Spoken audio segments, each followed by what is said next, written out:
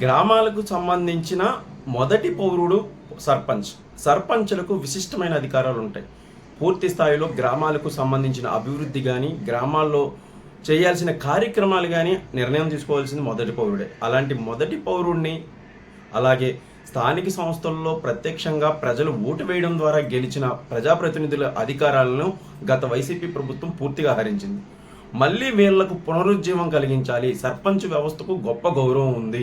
ఆ గౌరవాన్ని మళ్ళీ పునఃప్రతిష్ఠించడం, అలాగే వాళ్లకు పూర్తి స్థాయి అధికారాలు ఇచ్చి గ్రామాలను సుసంపన్నం చేసే దిశగా ఉప ముఖ్యమంత్రి పవన్ కళ్యాణ్ గారు వేగంగా అడుగులు వేస్తున్నారు.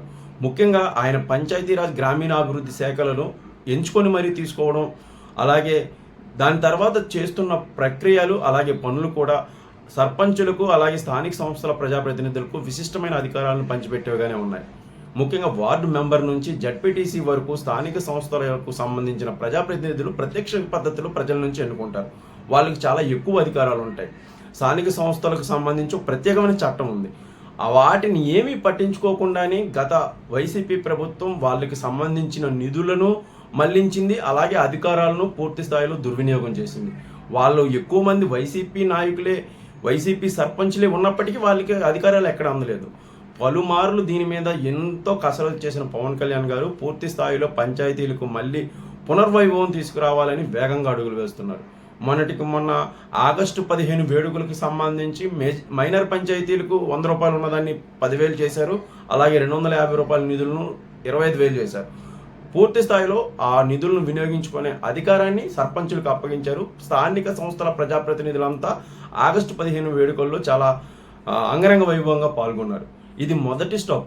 అలాగే 23వ తేదీన రాష్ట్ర వ్యాప్తంగా దేశంలోనే ఇప్పటి వరకు ఏ రాష్ట్రం చేయని విధంగా ఒకేసారి రాష్ట్రంలో ఉన్న 13,236 గ్రామ పంచాయతీల్లో ఒకేసారి సభలు నిర్వహించబోతున్నారు. సభలు అంటే ఇక్కడ కీలకమైన నిర్ణయం తీసుకోబోతున్నారు. ముఖ్యంగా మహాత్మా గాంధీ జాతీయ గ్రామీణ ఉపాధి హామీ పథకాన్ని వినియోగించుకొని స్థానిక సంస్థల ప్రజాప్రతినిధులు కానీ గ్రామాలను అభివృద్ధి చేసే దిశగా కానీ ఎలా ముందుకు నడవాలి, దానికి ఉన్న అవకాశాలు ఏంటనేది ఇక్కడ చర్చించనున్నారు. ఈ సభల్లో ముఖ్యంగా సర్పంచ్ అధ్యక్షత వహిస్తారు. మొత్తం అన్ని శాఖల అధికారులు, ఆ గ్రామాలకు సంబంధించిన అన్ని శాఖల అధికారులు అక్కడ పాల్గొంటారు.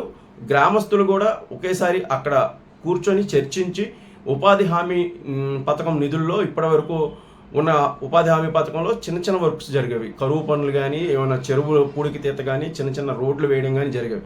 అయితే కేంద్ర ప్రభుత్వం దీని ఎక్స్టెన్షన్ చేస్తూ 46 పనుల్ని ఉపాధి హామీ పథకంలో చేర్చింది. 46 పనులు వివిధ రకాల అభివృద్ధి పనులు చేసుకోవచ్చు. సో ఇప్పటి వరకు ఉపాధి హామీ పథకం అంటే చిన్న చిన్న పనులే చేసుకోవడం కాకుండా పెద్ద పెద్ద పనులు కూడా చేసుకునేందుకు అవకాశం ఉంది. దీనివల్ల గ్రామానికి ఏం కావాలి, మౌలిక సదుపాయాలు కానీ సౌకర్యాలు కానీ ఏం కావాలి అనేది చేసుకోవచ్చు. సో దీన్ని ఇక్కడ చర్చించనున్నారు.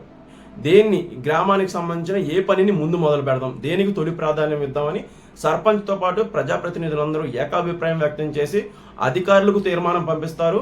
ఆ తీర్మానం ప్రకారం పనులు జరగనున్నాయి. అంటే సర్పంచులకు అలాగే స్థానిక సంస్థల ప్రజాప్రతినిధులకు ఇక్కడ గ్రామం మీద పట్టు రాబోతోంది, వాళ్ళకి అధికారం రాబోతోంది. సో ఇది చాలా గొప్ప అడుగని నేనైతే భావిస్తాను. ఒకేసారి సభలు నిర్వహించడం మాట ఒక ఎత్తు అయితే, సర్పంచ్కు అలాగే ప్రజాప్రతినిధులకు గొప్పగా వాళ్ళకు సంబంధించిన పనులు చేసుకోవడానికి వీలుంటుంది. అలాగే గ్రామాల్లో వాళ్ళ పట్టు కూడా పెరుగుతుంది. మేము పలానా పని చేసామని చెప్పుకోవడానికి ఉంటుంది. దీన్ని జాతీయ గ్రామీణ ఉపాధి హామీ పథకంలో లింక్ పెట్టి పనులు చేయనున్నారు. అలాగే సర్పంచులు అలాగే స్థానిక సంస్థలను ఆర్థికంగా బలోపేతం చేసే పనులు కూడా చాలా వేగంగా చేస్తున్నారు పవన్ కళ్యాణ్ గారు. ముఖ్యంగా ఆర్థికంగా బలంగా ఉంటేనే ఏ గ్రామ పంచాయతీ అయినా అభివృద్ధి పని చేసుకోగలదు. దానికి సంబంధించి సాధారణ నిధులు, అలాగే రాష్ట్రం నుంచి వచ్చే నిధులు, కేంద్రం నుంచి వచ్చే ఆర్థిక సంఘం నిధులతో పాటు వివిధ శాఖల నుంచి వచ్చే వాటాలను కూడా పటిష్టంగా ఖచ్చితంగా అందేలా చేస్తున్నారు. దీనివల్ల ఏంటంటే పంచాయతీలు పూర్తి స్థాయిలో బలోపేతం అవుతాయి. పంచాయతీలు బలోపేతం అయ్యి ఆర్థికంగా బలోపేతం అయితే అక్కడ ఏమైనా వర్క్స్ చేసుకోవడానికి అవకాశం ఉంటుంది. దాని మీద నిర్ణయం తీసుకునే హక్కు కూడా స్థానిక సంస్థల ప్రజాప్రతినిధులకు ఉంటుంది. కేరళ విధానం, ముఖ్యంగా కేరళ విధానాన్ని పంచాయతీలకు ఇంప్లిమెంట్ చేయాలని అయితే పవన్ కళ్యాణ్ గారు బలంగా భావిస్తున్నారు. కేరళ విధానంలో ఎలా ఉంటుందంటే పంచాయతీలకు విశిష్టమైన పూర్తి స్థాయి అధికారాలు ఉంటాయి.